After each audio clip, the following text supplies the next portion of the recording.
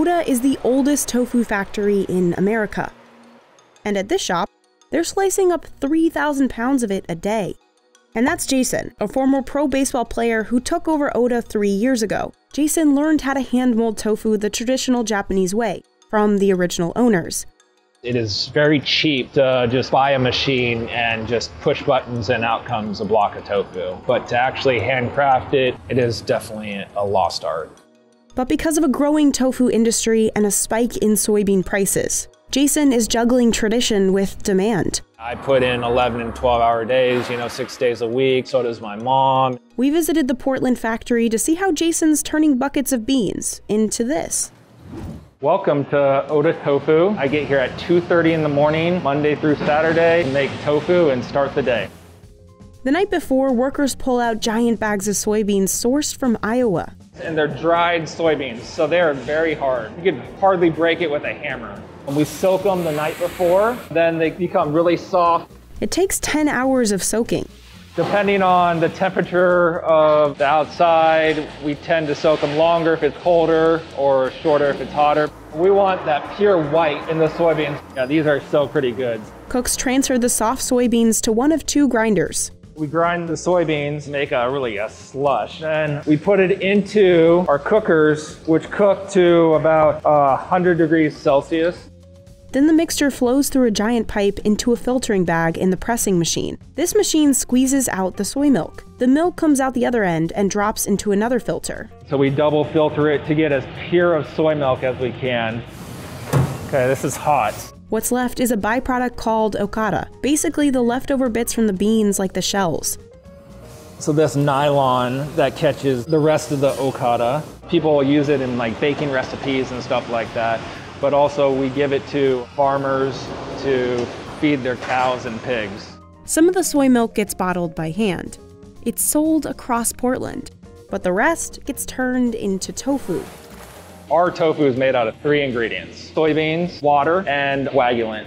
The mixture first gets a splash of coagulant. So we use our nigari, traditional Japanese coagulant. We can adjust the amount of coagulant that we use to make the firmness that we want. I will actually make a firm, so I'm gonna add some more coagulant because it could be separated from the curds in the water a little bit more. It's kind of like making cheese, right? Like in cheese, the coagulant separates the whey or liquid from the proteins, which clump up into curds. That takes about 15 minutes.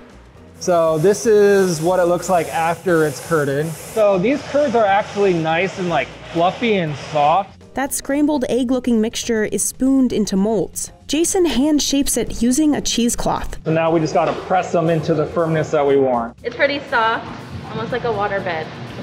We make medium, firm, and extra firm. It depends on how much water we squeeze out. The curds on the firm and the extra firm are finer and harder, so it's easier to get water out. The medium's nice and soft.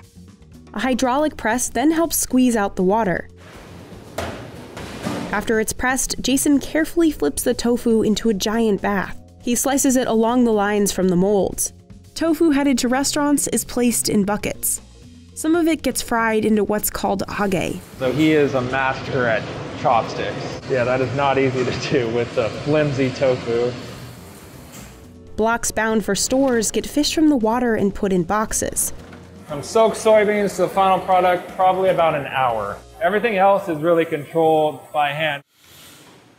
Although tofu originates from China, using nigari to coagulate is uniquely Japanese. Ota's recipe and hand molding techniques come from Japan and date back to the founding of the company. So Ota Tofu started in 1911.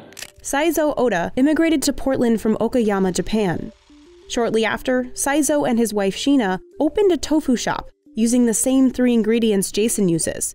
Back then, Ota was one of many tofu factories, serving the Japanese and Chinese American communities in East Portland. But then, Pearl Harbor happened, and 120,000 Japanese Americans were forced into internment camps. Sheena and Saizo were sent to a camp in Idaho. There, Saizo died a year after arriving. In the 3 years of internment, all Japanese-owned tofu shops were closed. Many were seized, looted, or sold off. But the Ota's landlord honored their lease. And when Sheena returned to Portland alone in 1945, the shop and all its equipment was waiting for her. That they came back and wanted to start the company again shows testament to the Ota family for wanting to do that, and then also the customers that wanted to buy the tofu and really kept the business alive. Jason bought the business from Sheena's grandson, Ko, and his wife Eileen in 2019. Because I heard that they were closing, and I thought it would be such a shame that a business like this would close their doors, especially with all their history.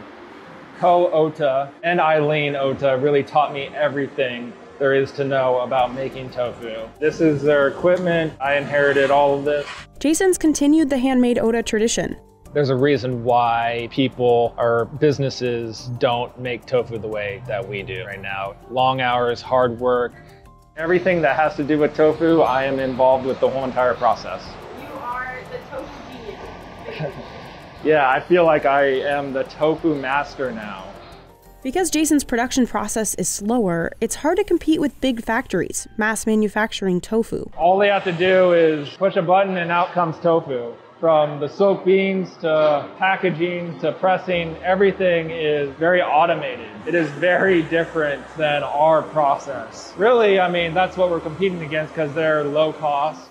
And the competition is getting harder as soybean prices soar. China is usually one of America's biggest soybean buyers, but in 2019, tariffs on soybeans cornered China out of the market. It helped prices for our soybeans go down because the demand wasn't there. But when tariffs were dropped in 2021, China re-entered the market, scooping up soybeans and causing prices to skyrocket. Soybean prices haven't been this high in 7 years. Soybean prices have gone up drastically, 40% in the past couple months. So I've had to increase pricing. And I think every tofu manufacturer had to increase pricing. You just can't eat that much of the cost. But Jason's customers don't seem bothered. We don't mind to spend more because we want high quality food. We do business with them 20 years and the customers love it. We can never change to other brands. To keep up with competition and supply costs, Jason has made small changes. First, he redesigned the package. Then he bought that packaging machine. He also launched Ota on social media.